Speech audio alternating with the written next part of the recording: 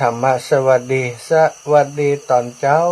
ชั่วโมงที่สองศรัทธาญาติโยมอีพ่ออีแม่ทั้งหลายเนาะ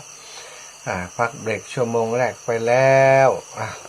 โยมแม่ศิรินทิพย์มาแล้ว คนกรุงเทพแม่ศิรินทิพย์มาแอวเนอมาตานเตียนด้วยกันนะโยมแม่โยมแม่ศิรินทิพย์ก็เป็นแฟนรายการคลื่นสีขาวของเฮามีกิจกรรมของคลื่นสีขาวของครูบาอาจารย์โยมแม่จะไปร่วมโดยช่วยกันเสมอช่วงนี้ได้ไปพักอาศัยอยู่ที่กรุงเทพนะอยู่กับลูกกับหลานที่กรุงเทพพุ่นนะเพิ่นเป็นคนเชียงใหม่ก็ถ้ามีโอกาสเดินทางก็มาเนอะโยมแม่เนอะถ้าอยู่เชียงใหม่ก็มาด้วยกันเนาะศรัทธาญาติโยมเท่าแก่อีพ่ออีแม่ทั้งหลายที่ตื่นมาในช่วงเวลานี้วันนี้พบปะกันวันจันทร์ที่11วันที่10จะ11ไปละวันจันทร์ที่10แต่ว่าวันที่เก่าวันนี้วันที่10วันจันทร์ที่10เดือนกรกฎาคม2566อีพ่ออีแม่ทั้งหลายที่ได้นัดหมายกันวันที่15เดือนกรกฎาคมจะหล่อเทียนพรรษาประชุมกัน21พฤษภาเนาะมิถุนากรกฎาคมว่าตอนประชุมกันแล้วเวลาแห่ง2เดือนนี่ใจเย็นกัน ตอนนี้เวลาขยับเข้ามาเหลือแห่ง4วันนะจะทัก10เราวันที่10แล้วไปละ11 12 13 14แห่ง4วันถ้านับวันนี้โดยกว่า5วันจะถึงวันที่15ที่เราได้นัดหมายกันเวลามันเร็วรวดเร็วแต่เนาะเมื่อเราอู้กันประชุมกันแล้วก็แจ้งให้ศรัทธาญาติโยมว่าก็ดูว่าเหมือนเมิน2เดือนนี่นะแต่บัดเดี๋ยวนี้เวลาไหลเลือกเข้ามาเหลือแห่ง4-5วันก็รู้สึกว่าถ้าบัดเตรียมการเตรียมงานบัดได้ดำเนินการกันอย่างต่อเนื่องคงจะอิดพอสมควร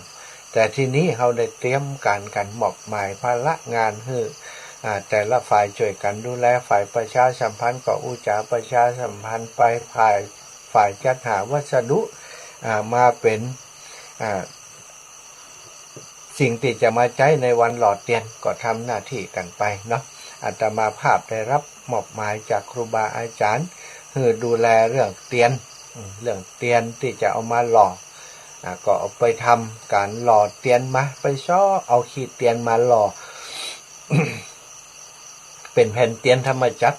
แผ่นเทียนธรรมจักรนี่ก็จะเป็นแผ่นเทียนที่เอามาใช้ในการหล่อวันนั้นนี่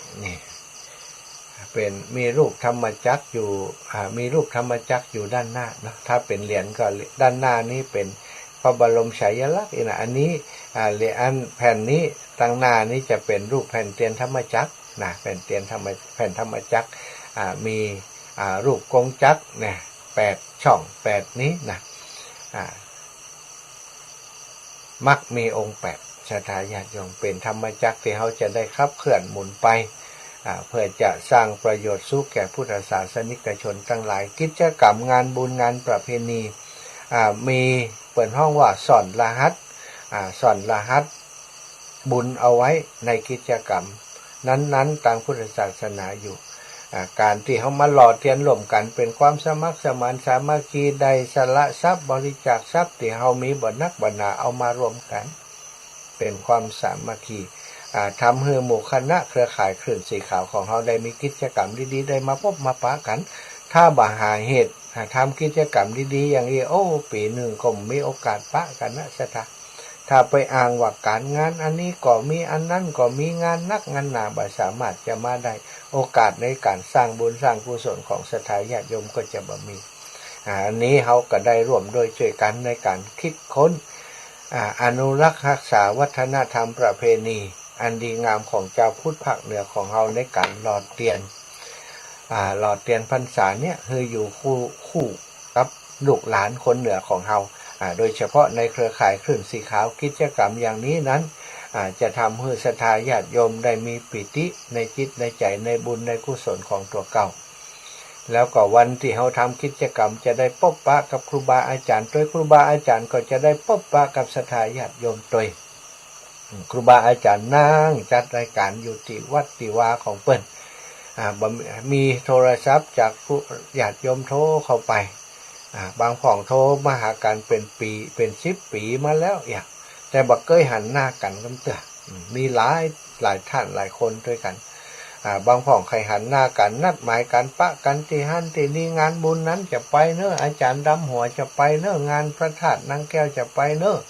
ธาตุสีสองเมืองเอาไปเอามาถึงเวลามาเปิ่นละไปเหี่ยก่อนเทวตูดปลาไปเห็นแล้วมาได้พบปะกันก็มีบางผ่องก็พบปะกันมาแล้วหลายครั้งหลายคราก็มีหลายเนาะอย่างใดก็ตามบ่เคยเบื่อหน่ายในการที่จะพบปะครูบาอาจารย์ก็เช่นเดียวกันบ่เคยเบื่อหน่ายในการที่จะได้มีโอกาสพบปะได้ได้จาได้หันรอยยิ้มได้หันความสุขใจปิติใจของศรัทธาญาติโยมก็เป็นงานที่เราจะได้ร่วมไม้ร่วมมือกันเนาะสร้างสิ่งดีงามสร้างบุญสร้างกุศลร่วมกันสร้างพลังสามัคคีแก่พุทธศาสนิกชนชาวพุทธของเราศาสนาอื่นเปิ่นทำกิจกรรมระดมมวลชนทำนั้นทำนี้เราเคยได้หันเปิ่นมาเนาะของเราชาวพุทธเราเนี่ยมีการมีงานมีกินมีตานอาจจะบ่อยครั้งกับวัดกับวาอารามต่างๆแต่กิจกรรมแบบนี้นั้นเนาะก็นานทีมีครั้งหนึ่งปีหนึ่งมีครั้งเดียวใช่ไหมอย่างกลุ่มเครือข่ายคลื่นสีขาวหลอดเตียนนี่บอกใจว่าเดี๋ยวเดือนนี้หลอดตรงโปงเดือนหน้าไปหล่อหันหล่อนี้ทำทีเดียวครั้งเดียวคือเกิดประโยชน์สูงสุดในเรื่องของกิจกรรมนั้นๆที่ทำในครั้งนี้ท่านอาจารย์เพิ่งก็ได้วางวัตถุประสงค์ไว้อย่างที่หนึ่งก็เพื่ออนุรักษ์รักษาวัฒนธรรมประเพณีที่ดีงามของชาวพุทธในการหล่อเทียนพรรษาวัตถุประสงค์ที่สองเพิ่นมีความประสงค์ที่จะช่วยการศึกษาโรงเรียนบ้านทุ่งโป่งในการจ้างครูมาช่วยสอนวัตถุประสงค์ที่3นะก็จะช่วยเหลือของวิทยาลัยสงฆ์นครลำปางในส่วนของการกองทุนกองทุนของสถานีนี่ก็เป็นความตั้งใจของครูบาอาจารย์ทุกรูปทุกองค์พร้อมกับญาติโยมที่ได้รับทราบก็มีจิตเจตนาอยากจะร่วมบุญได้ปูจาแผ่นเทียนธรรมจักรมากันนักกันหลายจนบ่สามารถจะประกาศชื่อเสียงเรียงนามให้ได้แล้วตอนนี้เพราะมันมีเยอะเหลือเกินประกาศคนนั้นยังคนนี้ประกาศคนนี้ยังคนนั้นแต่อาตมาภาพเข้าใจดีว่าศรัทธาญาติโยมคลื่นสีขาวของเฮาเนี่ยบ่ได้สนใจหรอกบ่ได้ตั้งใจว่าจะต้องประกาศให้ทราบนะถ้าบ่ประกาศอันอีแม่จะบ่ห้อมแหมแล้วนะอันนี้บ่มีในจิตในใจของคลื่นสีขาวของเฮาเพราะเฮาทำบุญบ่ได้หวังว่าจะเอาหน้าเอาตาบ่ยังทำบุญก็ต้องการให้เป็นบุญเป็นกุศลอย่างเดียวเท่านั้นเนาะอันประกาศหรือบ่ประกาศถ้ามันมีนักมีหลายประกาศได้ก็ประกาศกันแต่ถ้ามันนักมันหลายพอแล้วบอกประกาศคนนั้นยังคนนี้ก็ขอ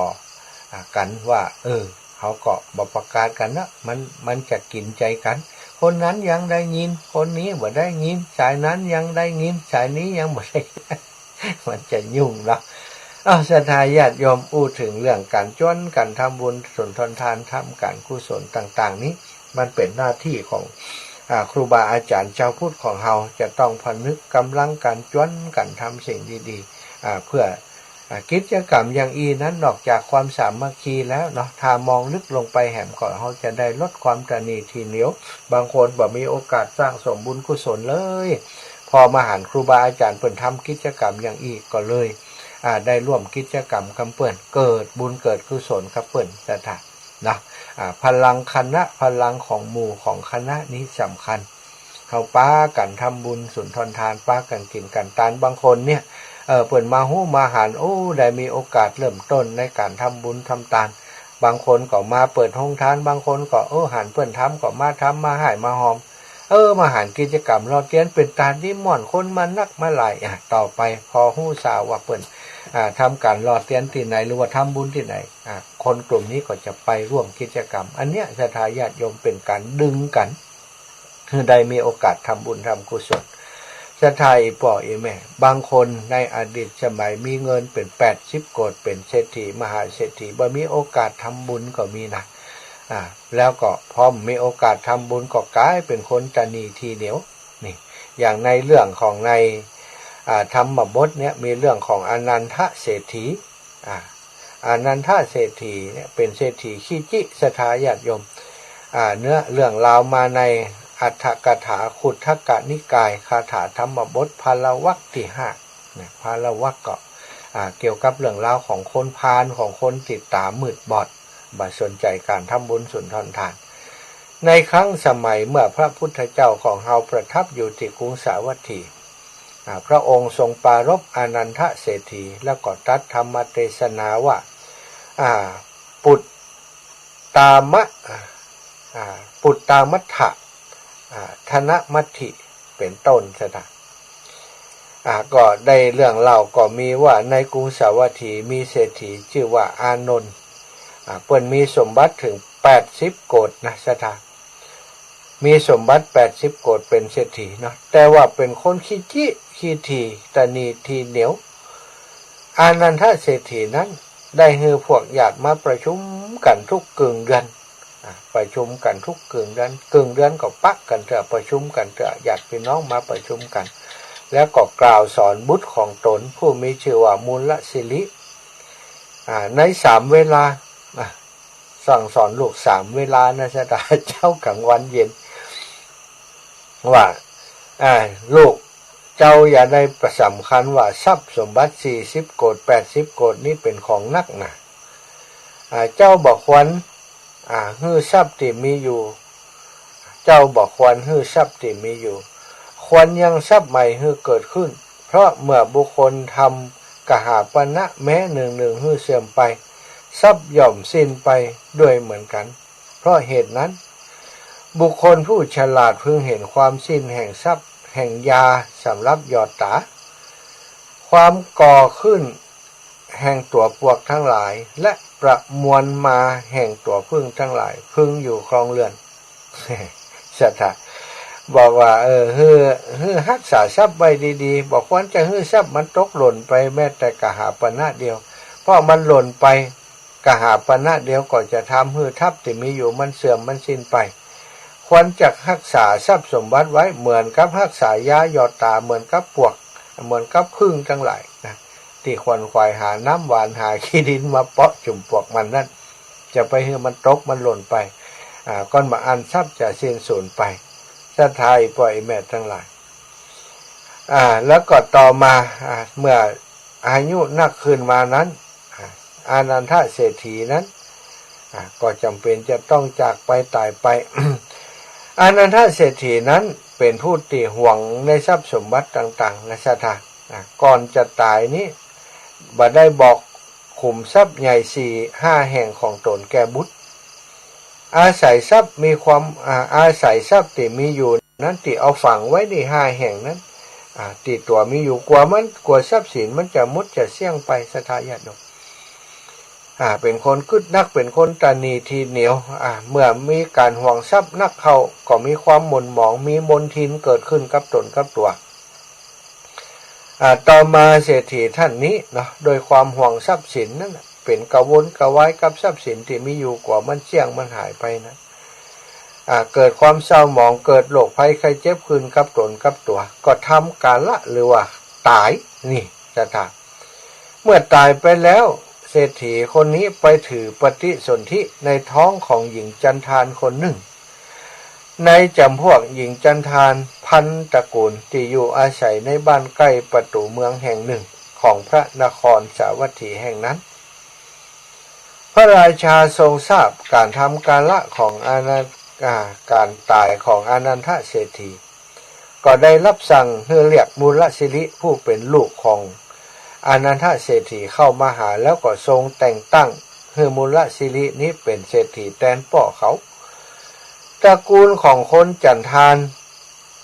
ที่อานันทเศรษฐีไปเกิดนั้นมีคนตึงพันตั้งพันมีครอบครัวเป็นพันครอบครัวเป็นกลุ่มคนที่ทำงานรับจ้างหาการจ้างรับจ้างเปิ่นหาเลี้ยงชีพเป็นอยู่แบบนี้ช่วยกันในสถาไปรับจ้างด้วยกันอย่างคนเดียวนี่กันเนาะไปอยู่เป็นหมู่บ้านเนี่ยรับจ้างอ้างบ่ายด้วยกันรับเหมาก่อสร้างก็รับเหมาทำนั้นทำนี้เนี่ยไปทำงานด้วยกันเป็นพวกเดียวกันเป็นกลุ่มเดียวกันอยู่อย่างนี้เป็นกันอยู่ด้วยกันแบบนี้เมินมันมาแล้วแต่พอ เศรษฐอนันทเศรษฐีไปเกิดถือปฏิสนธิในต้องของหญิงจันทานคนหนึ่งในครอบครัวของคนจันทานพันครอบครัวนี้ก็ไปอยู่ที่ครอบครัวหนึ่งตั้งแต่น้อยๆนี้ไปเกิดในต้องโอ้การรับจ้างอ้างบายก็หยักขึ้นมาบ่มีไผมาจ้างงานเลยสถาแม่ก้อนเข้าจะกินเป็นอาหารก็หยักเสาะหายได้หยักสถาญาติโยมหมู่จันทานทั้งหลายนั้นก็ว่าบัดเดี๋ยวนี้เฮาทั้งหลายแม่กระทำการงานอยู่ย่อมบ่ได้อาหารสักว่าก้อนเข้าคิดว่าต้องมีคนกาลกินีเกิดอยู่ในระหว่างหมู่เฮาทั้งหลายนี่แน่นอนกึดดังนี้แล้วก็เลยแยกคนตึงปันครอบครัวเนี่ยเป็น2พวกพวก1-500พวก1-500นะกลุ่มนี้อยู่ฝั่งนี้กลุ่มนี้อยู่ฝั่งนี้ต่อไปนี้หากินคนละฝั่งพอแล้วมันจะเป็นอย่างใดนะแยกกันอย่างอีนั้นแล้วก็พอแยกกันอย่างอีปุ๊บก็ปรากฏว่าหญิงจันทานคนนั้นไปอยู่ในกลุ่มของงานคน500ครอบครัวนั้นปรากฏว่า500ครอบครัวนั้นก็หากินยากใช่ไหม500ครอบครัวที่หากินง่ายก็แล้วไปที่หากินยากก็เอามาแบ่งกันซ้อยกัน500เป็น250เป็น2พวกนางจันทานคนนี้ไปอยู่ในกลุ่ม250กลุ่มใดกลุ่มนั้นก็หากินยากเขาก็แบ่งกันซ้อยกันลงมาจาก250ก็ไล่ลงมาเป็น2พวกไล่ลงมาจนเหลือ2ครอบครัวซะครอบครัวเหลือ2ครอบครัวแยกได้แล้วกำนี้2คนนี้ไผเป็นกาลกินีแยกกันอยู่พอแยกกันไปแล้วก็ปรากฏว่าครอบครัวที่อนันทเศรษฐีไปเกิดที่ครอบครัวของหญิงจันทานคนนี้หากินบ่ได้แม้กระทั่งไปขอทานก็มีไผจะเอาข้าวน้ำโภชนาอาหารมาฮื้อซะท่าก็ทำให้หญิงกาลกินีนี้กับน้องน้อยที่อยู่ในท้องหญิงท้องคนนี้ถูกคับออกจากกลุ่มจันทานไปคับออกจากครอบครัวของคนจันทานพวกนั้นไปก็เหลือครอบครัวถึงพันครอบครัวก็อยู่ด้วยกันมาก็ได้รับจ้างอ้างบ่ายอย่างมีความสุขต่อมาส่วนหญิงจันทานกับน้องน้อยนั้นก็ไปการท่องเที่ยวไปซะท่าต่อมาในการติทารกนั้นจะเมื่อหญิงจันทานนั้นออกไปแล้วเนาะความเป็นอยู่ของนางก็ลำบากแต่นางลำบากอย่างไรนางก็ต้อง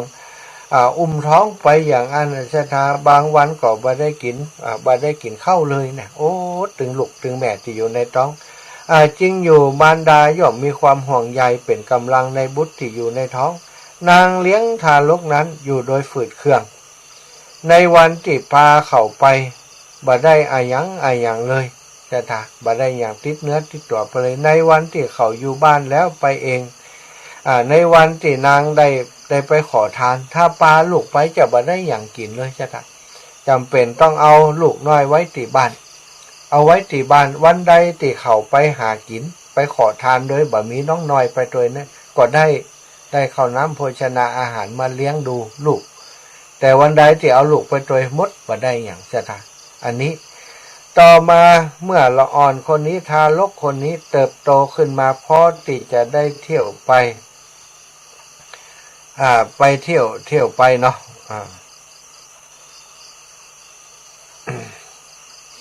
เนาะตะกี้ข้ามขั้นตอนไปหน่อยนึงทารกคนนั้นนะตอนที่อยู่ในท้องเนาะก็ทำให้แม่ลำบากแม้ว่าอาหารที่ยังกินเข้าไปก็ฝืดเคืองเมื่อนางคลอดลูกคนนั้นมาแล้วทารกนั้นเป็นผู้ที่มีมือและเท้าในตาหูจมูกปากบัดตั้งอยู่ในที่ตามปกติของมันนะหน้าตาบ่เหมือนคนทั่วไปหูตาจมูกตั้งอยู่พิตังทารกนั้นประกอบไปโดยความวิกลแห่งอวัยวะหันปานนั้นได้มีรูปน่าเกลียดเหลือเกินดุจปีศาจคลุกฝุ่นสถานน่ากว่าปานใดตาก็ไปอยู่พิตังบัดใจอย่างหมู่เฮาอย่างเงี้ยตาจะต่ำกว่าปกติไปหน่อยจมูกหูดังปิบแบน ปากก็เบี้ยวกันนี่หูก็เป็นหูบอดีบางงามศรัทธาตั้งอยู่ในลักษณะที่บดีบางงามพิติพิตังเป็นคนขี้ลิ้วขี้เหร่เหมือนกับปีศาจคุกฝุ่นก็ร้องกึดพอเถอะปีศาจคุกฝุ่นก็ฝุ่นอันผีก็น่ากลัวอยู่แล้วปล่อยป๊อปไปคุกฝุ่นทำนะเนี่ยคือทารกน้อยคนนี้พอเกิดออกมาก็อัปลักษณ์อัปลักษณ์ให้หันก็น่ากลัวแม่ก็เลยเวลาปาไปขอทานที่ไหนก็ไม่ได้กินนะชะทาไผ่ไม่ใช่ไผ่ฮื้อตานก็ต้องบ่เอาลูกไปโดยแม่ของละอ่อนน้อยคนนี้ก็พอลูกใหญ่ขึ้นมาพอจะหากินได้แล้วก็เลยเอาอันกระเบื้องเปิดห้องว่ากระเบื้องเนาะกระเบื้องหรือว่าจานถาดน้อยๆเนี่ยฮื้อละอ่อนคนนี้ไปเสาะแสวงหาคนเดียวห้องไปขอทานคนเดียวเนาะแล้วก็สั่งว่าป่อและแม่อาศัยเจ้าเนี่ยถึงความยากลำบากมากนักบัดนี้แม่บ่อาจจะเลี้ยงเจ้าได้แล้วอาหารวัตถุทั้งหลายมีข้าวเป็นต้นที่เขาจัดไว้เพื่อคนทั้งหลายมีคนกำพร้าและคนเดินทางเป็นต้น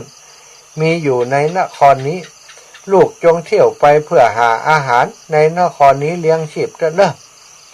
ว่าดังนี้แล้วก็ปล่อยละอ่อนคนนั้นไปทารกน้อยคนนั้นได้เที่ยวไปตามลำดับเรือนไปขอเข้าเปิดบางวันก็ได้กินบางวันก็ไม่ได้กินอดอยากบางเตือก็ไปคุยขยะในถังไปลู่หมากินก็มีชะทาไปลู่หมาลู่ไก่กินก็มีเพราะว่าบางเตือเดินไปตึ้มมีไผ่หื้อน่ะชะทาหิวมาก็ชอบกินไปเรื่อยเนี่ยมีอยู่วันหนึ่งละอ่อนน้อยคนนี้เดินชัดเจพเนจรผ่านนครผ่านไปยังบ้านของตัวเก่าที่เรือนของตัวเก่าที่ค้างคาวที่ตัวเองเป็นเศรษฐีก็จำได้ความทรงจำเก่าก็กลับมาคือระลึกจัดได้ว่าอันนี้บ้านเฮาเลยนี่อันนี้โลนี่จัดก่อนเฮาอยู่เฮาเป็นเศรษฐีที่นี่นี่ก็เลยคุ้นเคยกับสถานที่แห่งนั้นก็เลยเดินเข้าไปสถานยุประตูเข้าไปทางในคนทั้งหลายที่อยู่ในเรือนนั้นได้หันอันทารกคนนี้เดินเข้าไปในเรือนนั้นเนาะพวกในซุ้มประตูทั้ง3ในซุ้มประตูที่4ในซุ้มคนที่แกเดินเข้าไปเนาะแกจำได้เนี่ยเดินเข้าไป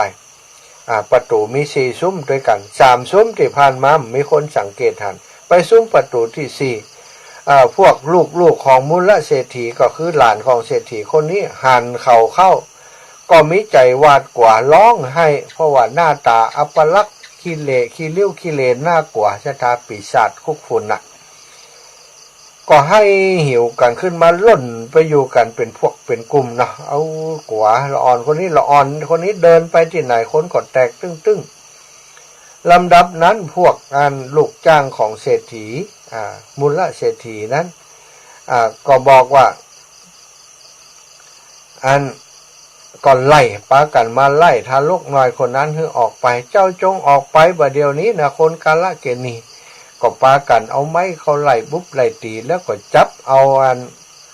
ทารกน้อยคนนั้นเอาไปกำขวางที่กองขยะอยู่นอกบ้านนะ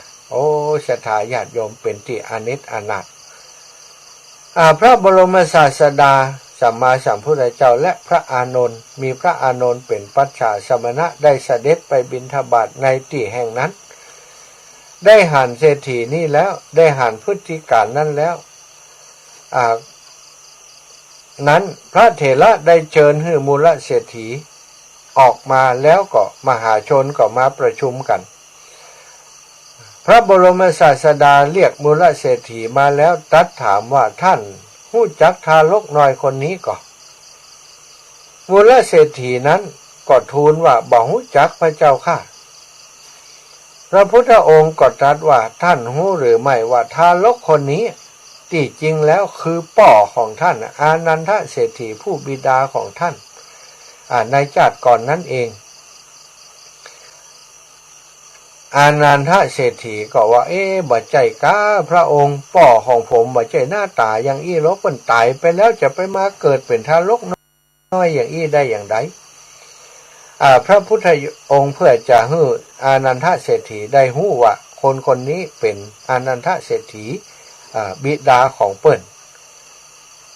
พระพุทธองค์จึงบอกให้ทารกนั้น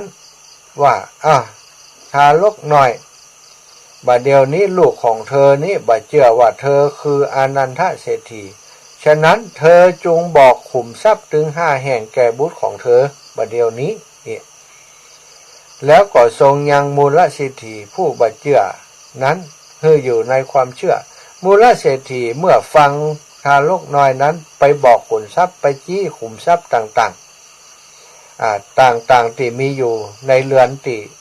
ที่ฝังไว้เนาะที่อนันทเศรษฐีได้ฝังไว้เมื่อตอนเป็นยังบัดตายกำเตือนนั้นนะเอาไปฝังไว้ที่ในห้อง5 แห่งเอาไปจี้คือพอ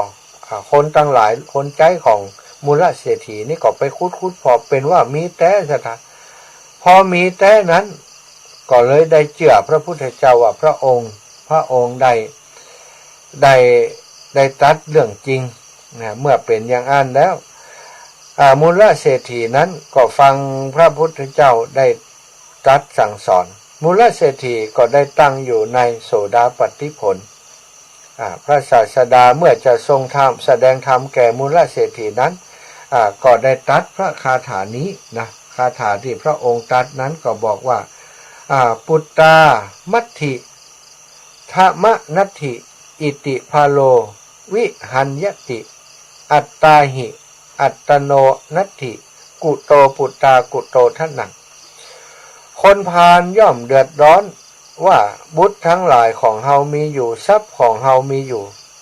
ตนแลย่อมบ่มีแก่ตนตนแลย่อมบ่มีแก่ตนบุตรทั้งหลายจักมีแต่ที่ไหนทรัพย์ก็จักมีแต่ที่ไหนแต่ถ้าอันนี้คือพระพุทธองค์ได้ตรัสแก่เศรษฐีในวันนั้นเนาะพึงทราบเนื้อความแห่งคาถานั้นว่าคนพาลย่อมเดือดร้อนด้วยความอยากในบุตรและความอยากในทรัพย์ว่าบุตรทั้งหลายของเฮามีอยู่ทรัพย์ของเฮามีอยู่คือย่อมลำบากย่อมถึงทุกข์คือย่อมเดือดร้อนว่าบุตรทั้งหลายของเราชิบหายแล้วย่อมเดือดร้อนว่าทรัพย์ของเฮาชิบหายอยู่ย่อมเดือดร้อนว่าจักชิบหายอันนี้คือแต่เรื่องความชิบหายอย่างเดียวแม้ในทรัพย์ก็มีในอย่างอี้เหมือนกันอันนี้เรียกว่าคนพาลแม้ทำกรรมทั้งหลายทำกรรมทั้งหลายมีการทำนาค้าขายเป็นต้นโดยคิดว่าเฮาจักยังทรัพย์ให้เกิดขึ้นชื่อว่าย่อมเดือดร้อนเหมือนกันเมื่อเดือดร้อนโดยทรัพย์กลัวทรัพย์จะสูญสิ้นไปสถาย่อมห่วงแหนในทรัพย์นั้นบ่สามารถแม้จะทำทรัพย์นั้นให้เป็นประโยชน์แก่ตนในอนาคตไปหน้าบ่ทำบุญทำกุศลกลัวทรัพย์สินนั้นจะสิ้นสูญไปจะสูญหายไปมีแต่แสวงหาทรัพย์มาอย่างเดียวมีแต่ความเดือดร้อนกว่าทรัพย์จะสูญสิ้นไปบ่กล้าใช้จ่ายทรัพย์สินนั้นเพื่อบุญเพื่อกุศลเพื่อช่วยเหลือคนอื่นเศรษฐีบางคนนี่เปิดโรงทานเอาข้าวน้ำโภชนาอาหารไปแจกคนทั้งหลายอานันทเศรษฐีบ่สนใจใจเนี้ยเลยแล้วก็ทั้งสั่งสอนลูกเต้าฮือตานีทีเหนียวขี้จิขี้ถี่กับคนในครอบครัวนี่ขนาดมีขุมทรัพย์อยู่5 ติยังบอกคือกับลูกเสียดตายไปโดยวิบากของเขานั้นกลายเกิดในต้องของคนจันทานได้รับความลำบากดีว่าพระพุทธองค์เขายังมีบุญส่วนหนึ่งที่พระพุทธเจ้าได้พบพระพุทธเจ้าพระพุทธองค์ก็ได้ไปปลดปล่อยเขาให้พ้นจากวิบากกรรมนี้ในธรรมเทศนาในวันนั้นมูลเศรษฐีก็ได้ตั้งอยู่ในโสดาบันตัวของอนันทเศรษฐีซึ่งมาเกิดเป็นทารกนั้นก็ได้เข้าถึงรัตนตรัยถึงพระพุทธธรรมพระสงฆ์เป็นรัตนะเป็นที่พึ่งก็คงจะหลังจากนั้นก็บอกว่ามันเป็นอย่างไรต่อไปนะเพราะเรื่องราวนี้ก็จบต่อเยอะนะเศรษฐีคนนี้เมื่อถึงรัตนะแล้วก็คงจะได้รับการดูแลวิบากกรรมที่สร้างสมมาที่เป็นคนกาลกินีก็คงจะดีขึ้นเนาะได้ถึงพระพุทธพระธรรมพระสงฆ์เป็นสรณะต่อมาเขาก็คงจะได้ฟังน้ำฟังธรรมจากพระพุทธเจ้าได้ไปอุปถัมภ์ประถมพระสงฆ์องค์สังฆเจ้าหรือว่า มูลเศรษฐีนั้นจะแบ่งที่ดินจะอุปถัมภ์ทารกน้อยนี้ก็คงจะเปลี่ยนไปอย่างนั้นเพราะว่าเป็นอดีตชาติเป็นป่อของตัวเก่านะถ้าบัดดูแลอุปถัมภ์เลยบัดใจร้ายแล้วกันเนาะเป็นถึงพระโสดาบันเนี่ยพอได้ถึงพระพุทธเจ้าเป็นสรณะที่พึ่งก็คงจะเอาอนันทเศรษฐีนี่ไปอุปการะในเรือนของตนเพราะความที่เป็นบิดาเป็นป่อมาก่อนนะศรัทธาอีปอยแม่ทั้งหลายคนเฮาทั้งหลายก็ให้ระมัดระวังเนาะเรื่องเนี้ยคือเรื่องสำคัญนี่เฮามีทรัพย์สินได้ใช้จ่ายเตตานมาก็เพราะบุญแต่การก่อนที่เฮาสร้างสมไว้เฮามาเกิดในชาตินี้ขยันหมั่นเพียรหาเงินหาทองได้อยู่ดีมีสุขเพราะเงินทองที่หามาเพราะทรัพย์สมบัติที่พ่อแม่ทิ้งไว้ให้ก็ดีอย่างต่างๆจากการทำงานของเฮาก็ฮู้จักใช้จ่ายเตตานส่วนหนึ่งเอาใจดูแล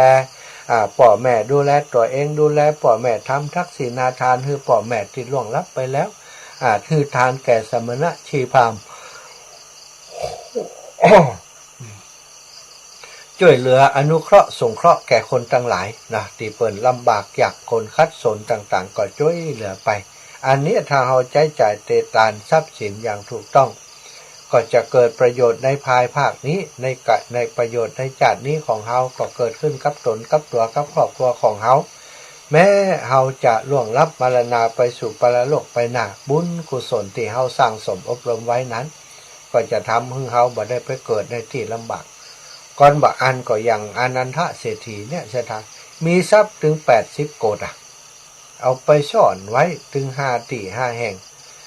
พอตายไปก็คิดว่าตอนที่มีทรัพย์อยู่เนี่ยบ่ใช้จ่ายเตตังกลัวทรัพย์มันจะเสี่ยงจะสูญไป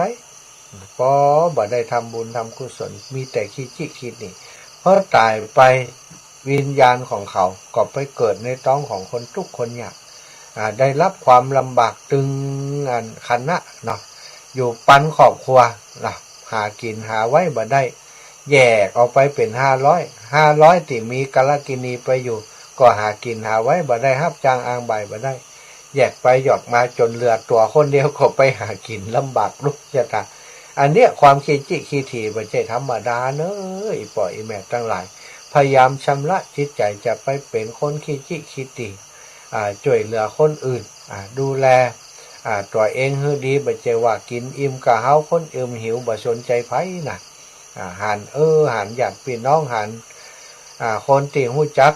เพิ่นลำบากยากจนก็ช่วยเหลือเพิ่นเท่าที่เฮาจะช่วยได้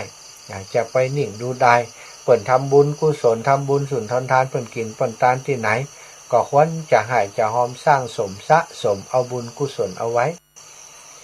การสร้างสมสะสมบุญกุศลพระพุทธเจ้าว่าเป็นสิ่งที่ชาวพุทธทั้งหลายหรือว่าคนดีทั้งหลายสัพพะบุรุษทั้งหลายสัตตบุรุษทั้งหลายควรจะสร้างสมควรจะกระทำเหมือนพึ่งนะที่ต้องหาแสวงหาน้ำหวานเอามาเจือจานเอามาเก็บไว้มาสะสมไว้ตลอดเพื่อประโยชน์ของสมาชิกในครอบครัวเขานี่พึ่งนี่มีสมาชิกอยู่นักหรอกก็ป้ากันไปชอบไปหามาเก็บสะสมไว้เหมือนพึ่งที่หาน้ำหวานเมืองพวกที่ช่วยกันก่อสร้างลวงลังของตัวเก่าจากเล็กจากน้อยก็เป็นใหญ่โตเหมือนคนที่ตักน้ำใส่ตุ่มแม้แต่ตอนแต่ตักใส่แหลกๆเขาอาจจะบ่หันน้ำในตุ่มเลยมันหล่องแหล่งอยู่ปื้นไปตักไปตึงวันใส่ไปตึงวันวันหนึ่งมันก็บริบูรณ์เต็มเปี่ยมบุญกุศลที่เขาสั่งสมก็เช่นเดียวกันซะค่ะจะไปคิดว่าจะตักใส่ตังเดียวให้มันเต็มตุ่มมันเหนื่อยมันอิดมันเป็นไปบ่ได้เนาะก่อยตักใส่กำน้อย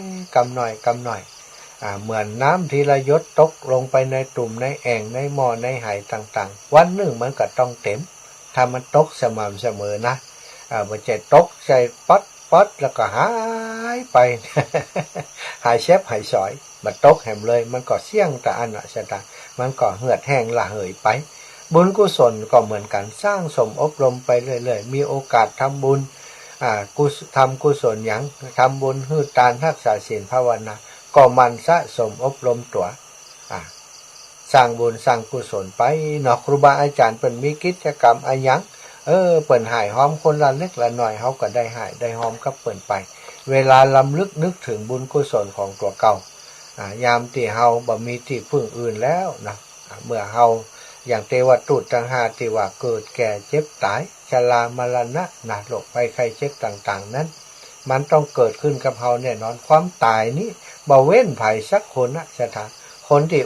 แอบอยู่นี่จะได้แหมกี่ปีก็บ่ฮู้นะวันนาก็ได้ยินแต่เสียงที่บันทึกไว้ก็ตัวอยู่ไหนบ่ฮู้ละ โดนไฟเฝ้าไฟไหม้อยู่ป่าช้าที่ไหนก็บ่ฮู้นะดวงวิญญาณจะล่องลอยไปอยู่ที่ไหนก็แล้วแต่กรรมบุญไผมันที่เฮาสั่งสมอบรมกันไว้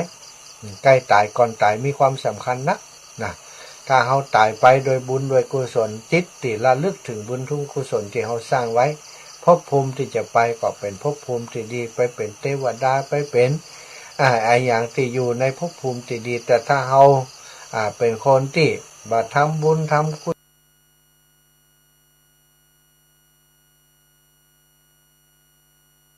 ุศลเลย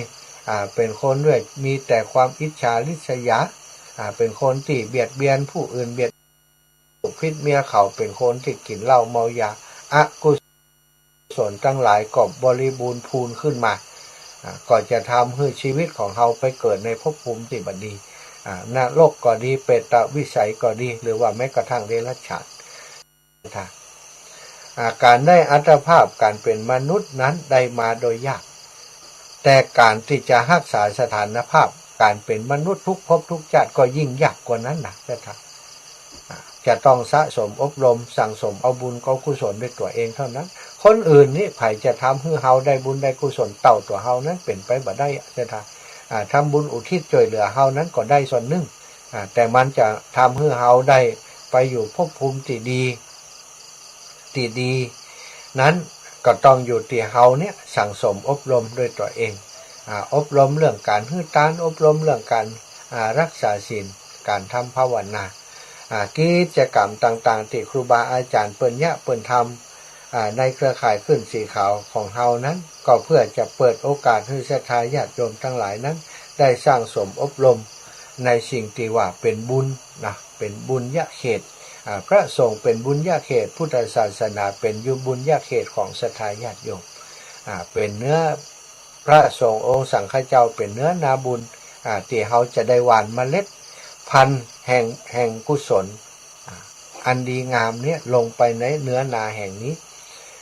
เมื่อเมล็ดพันธุ์ของเฮาดีเฮาไปหว่านในเนื้อนาที่ดีศรัทธาญาติโยมก็ยอมจะงอกงามเป็นเมล็ดพันธุ์ที่เป็นเมล็ดพันธุ์ที่ดีต่อไปเนาะก็ขอให้ศรัทธาอีพ่ออีแม่ที่ได้รับฟังเรื่องราวสาระธรรมดีๆวันนี้นำเรื่องอนันทเศรษฐีมาเล่ามามาจาให้ศรัทธาญาติโยมได้รับฟังเป็นอุทาหรณ์ว่าคนมีทรัพย์นั้นถ้าใจจ่ายทรัพย์บ่เป็นก็บ่เกิดประโยชน์กับตนกับตัวเอาละเนาะตอนนี้44นาทีแล้วก็ใกล้เวลาที่จะให้ศรัทธาญาติโยมโทรเข้ามาสรุปว่าเจ้าวันนี้เนาะก็นำสารธรรมมาแบ่งปันให้ศรัทธาญาติโยมได้บอกอีก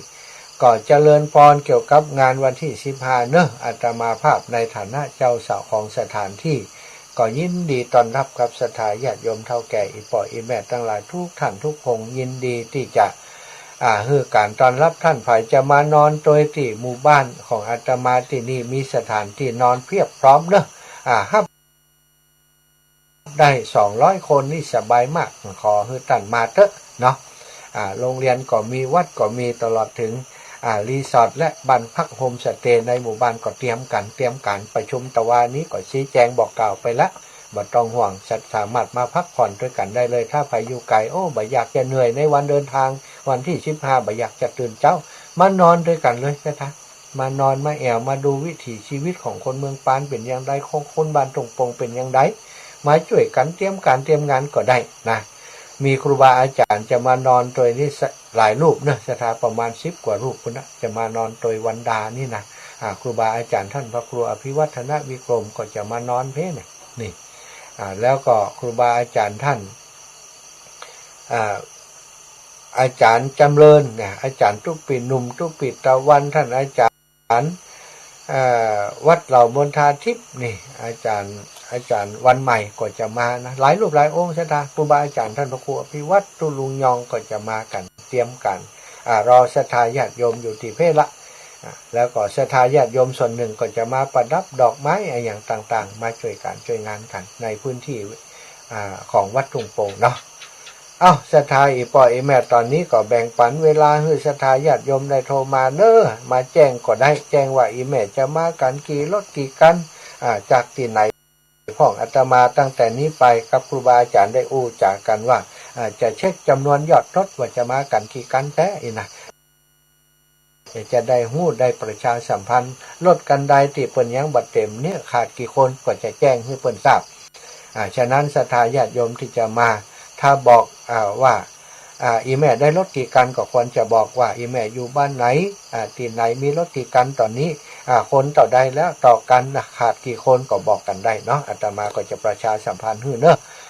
เอาละ0808441173โทรมาได้แล้ว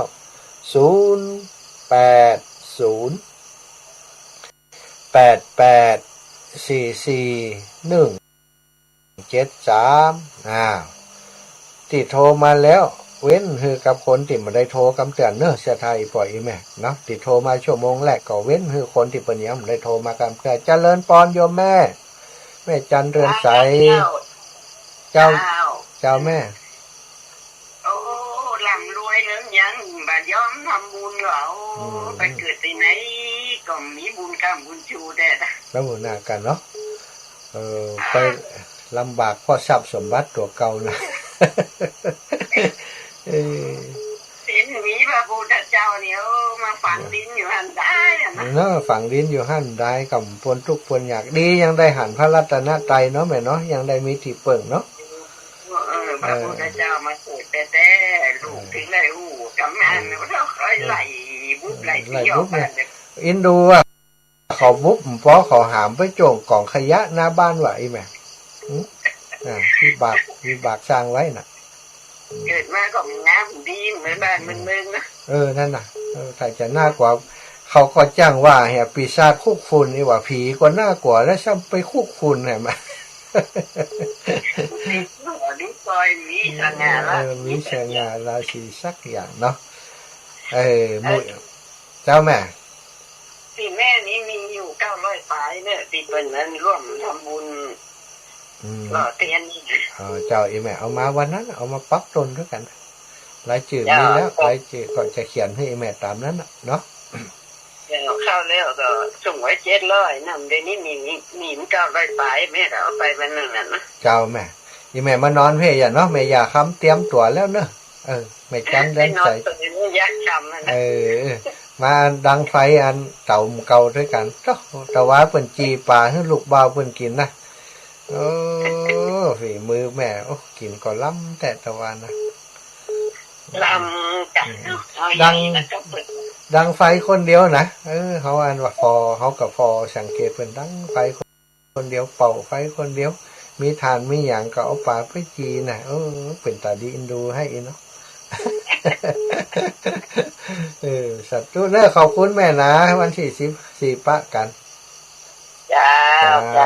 บุญรักษาแม่จันเรือนสาย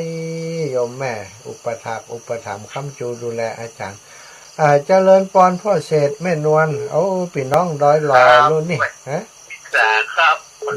เรามณฑาทิพย์ทำมานี่ต้องเนาะทำมานี่วันหลังได้ไปแอวเดี๋ยวก็เตรียมตัวจะไปเอาที่เพิ่งไปส่งเงินนะกะจะไปวัดเรามณฑานะกะจ่าปอไปเตรียมตัวไปรวมตัวกันท่านเนาะสาธุ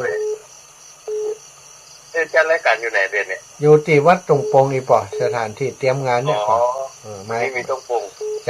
จะอยู่หลายวันอยู่ปอพุ่นจนถึงแล้วงานพุ่นเนาะแล้วฝนตกอยู่ก่ะบ่มีนะตั้งพุ่นมีก่อมีแต่ว่าก็มีดีตั้งเพศรับปิงถึงหมานเมฆกันแล้วปอขอบคุณอีปอแล้วปะการบริษัทครับขอบคุณปอเศษเนอะอันนี้ศรัทธาลักษณ์ของการสร้างวัดเหล่ามณฑาทิพย์เจริญปอนโยมแม่นวล โยมแม่คำนวณครับแล้วไหนแม่ยังได้มันรุดไป ได้ยังแม่โยมแม่คำนวณได้แล้วสาธุแม่สถานีมันดับไปเดี๋ยวดับยังก็ได้แหมเดี๋ยวออกมานี่เสียงกับฟังมันได้มันเสียงมันไหลกันจะได้หูล่ะอันสถานีมันเกิดอย่างเปิ้นห้องไหวอย่างก็ไม่ไฟฟ้าดับกามารีสตาร์ทไกลน่ะมันจังมีปัญหาแต่ตั้งต้นเสียงพุ่นทำเป็นอย่างก็ของเฮาเพิ่มได้ก็กับเดี๋ยวแม่พอตั้งยูทูบนี่YouTube กับปกติเนาะปกติเข้าท่านี่มีถึง2ตังค์เนี่ยบักขาดบักพลาดได้เนาะไปกันกันทำไมล่ะกะแล้วกันแล้วตั้งแต่วันซื้อมาเขาอีแม่ตั้งแต่นี่ได้ก็ลืมรอวันใดมาเวลาใดตั้งแต่8 โมงไปแต่พิธีสวดนี่จะเป็น13 นาฬิกาใจบ้านเจสอนเปิ่นจะมีการบวงสรวงปุ่นว่าจะได้มาตอนใดก่อนตอนใดก็บ่ายโมงพิธีสงฆ์แต่บ่ายโมงตานเตียนก็ดีรอก็ดีบ่ายโมงเนอะบ่ต้องวังสบายจ้ะสบายวันค่ำวันกันคืนนี่มาอยู่กะวันกันคืนมาอยู่กะมาไหนมาจัดรายการจัดกะก็นั่นกันแจ้งให้เปิ่นบอกแต่นึง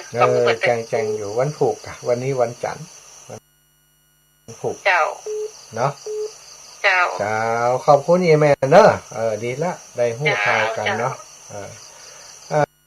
เจริญปอนแม่เล็กธรรมนัสโยมแม่โทรมาแหมใหม่เนอะโยมแม่เล็กธรรมนัสแต่กี้สายหลุดไปโยมแม่เล็กโทรมาแหมใหม่จากเชียงใหม่พุ่นสถาญาติโยม2 สายบ่ได้ครับนะโยมแม่เล็กโยมแม่เล็กโทรมาแหมใหม่เนอะแม่จันสมมณีจักแซงมาเสร็จแล้วเจริญปอนแม่จันสมมณีจักเจ้านมัสการเจ้าแม่ฟังกันตลอดนะเจ้าได้ว่าฟังนะขออนุโมทนาในวันที่15นี้ตัวนะเจ้าอีแม่แม่ก่อนหอมแม่วันดีไป100 บาทหอมไปเพิ่นรับเจ้าดีแล้วเนาะแม่วันดีเอามาฮือเนาะเจ้าทำบุญร่วมกับดีใจวันนะเจ้าดีแล้วอีแม่ขอบคุณอีแม่ครับครอบครัวนักเนอะเจ้าที่13 สิงหาคมเจอกันที่อันวัดกำบอกสวานะเจ้าเจอกันไปลืมตักกันจิมนะเจ้าขอบใจนะเจ้านมัสการเจ้าสาธุบุญรักษาอีแม่เนอะสาธุเจริญปอนโยมแม่เล็กธรรมนัสได้แล้วโยมแม่กลับมาไปสะดงมากลับมาวัดนั่นแหละค่ะมานานแล้วนะแม่เดือนกว่าแล้วก็สั่งกุ้งสั่งมาแล้วกุ้งมันไม่สวยจะสั่งใหม่กำลังสั่งอยู่เมื่อวานนี้ไปทำบุญจ้ะวัดหนองโมสดจ้ะแม่สมภารมันตายแล้วเนาะจ้ะจ้ะแล้วพระองค์ใหม่มาเสียงดังขนาดเลยตกใจเสียงดังเหรอเสียงดังเป็นพระเขมรได้ไงไม่รู้เหรอเสียงดังท่านเป็นทานก๋วยเตี๋ยวไปผัดไทยไป4 กล่องแล้วก็ทำขนมบัวลอยไปแล้วก็เมี่ยงคำไปฝากท่านดีแต่กุ้งไม่สวยก็ล้างให้ท่านแต่ถึงจะสั่งใหม่ส่งให้ท่านอยู่จ้า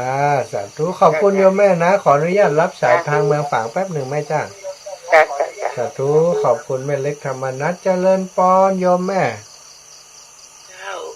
แม่มาลิวันส่งมาแล้วแม่โอนแล้วก็เจ้าแม่ส่งมาเรียบร้อยรายชื่อก็ได้แล้ววันนี้คือเขานั่งเขียนให้อีแม่แล้ว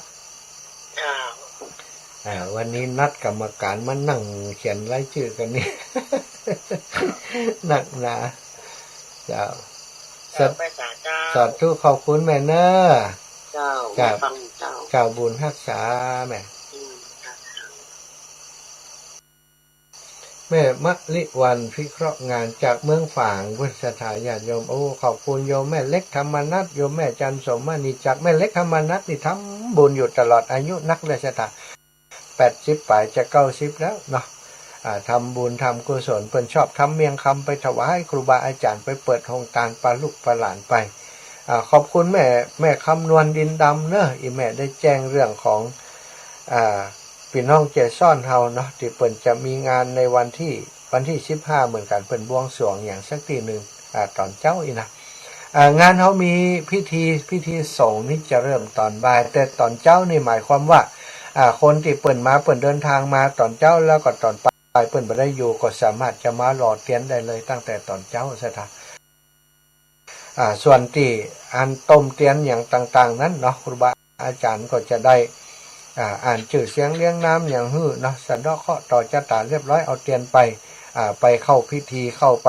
ในส่วนของการหลอมแล้วก็เอามาหล่อฮื้อสถาเตียนติอีปออีแม่ทั้งหลายได้จับจองกันมาจะเขียนชื่อเสียงเลี้ยงน้ำใส่ไปฮื้อครบฮื้อข่อยหมดแล้วก็เอาไปหลอมแล้วก็จะได้เอาไปฮื้อสถาตักไปหล่อช่วยกันนะไผมีกระบวยที่แปลงไว้นะไผแปลงกระบวยตักนั่นขี้เพิงจังเนอะตักน้ำขี้เพิงนี่ก็แปลงมาก็ได้นะเอาแปลงมาด้วยก็ได้เนี่ยมาเอามาแบ่งกัน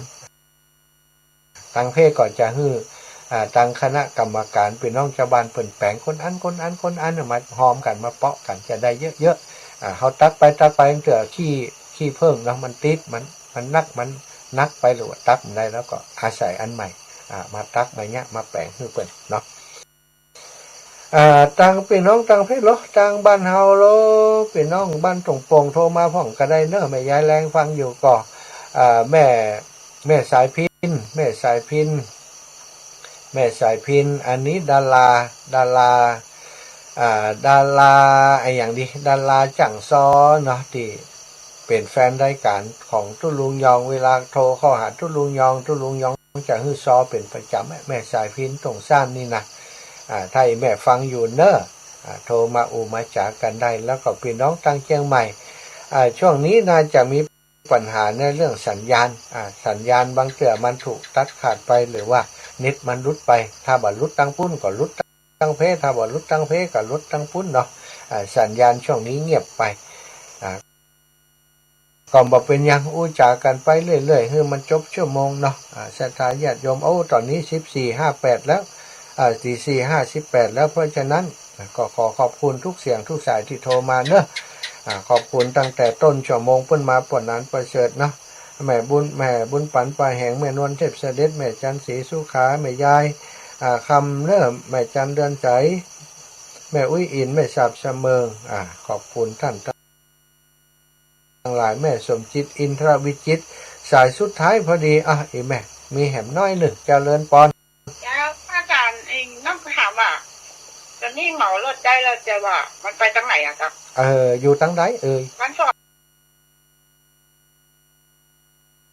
นะจ๊ะบ้านฟ่อนแหละมาบ้านน้ำท่อง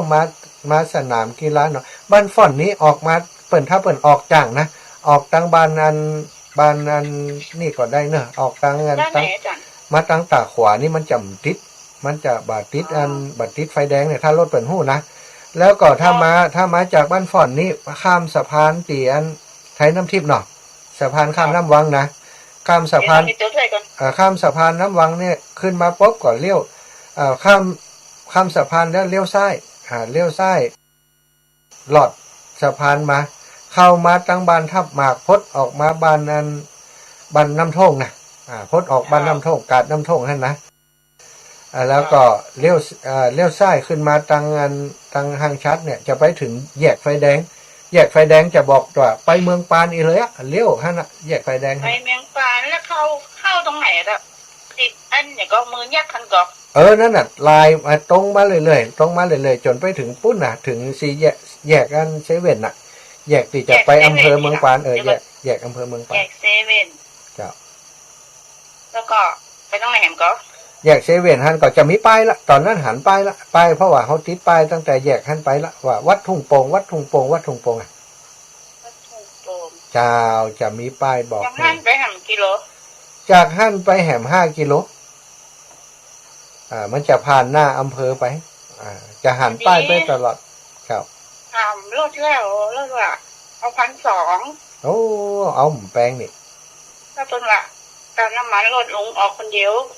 จะทำบุญตัวอีกนะถูกจ้ะ โอ้โอ้ดีดี เลยบอกปีเนี่ยก็เซลล์ค่ะอาจารย์นะ ปีอัน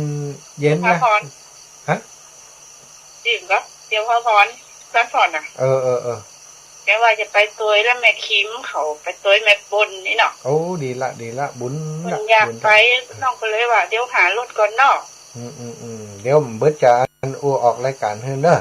อูออกรายการให้เต เจ้า เดี๋ยวนี้ เจ้า สาวดี แล้ ละ ว ดีละสัตว์ผู้บุญรักษาเนอะ อ้าว จะหมดเวลาตะกี้มันแล้วเนาะศรัทธาญาติโยมก็บ่ได้ฮื้อศีลฮื้อปอนเนอะบ่เป็นหยังเนาะจบแล้ว อายุวันโหสุขังพระลัง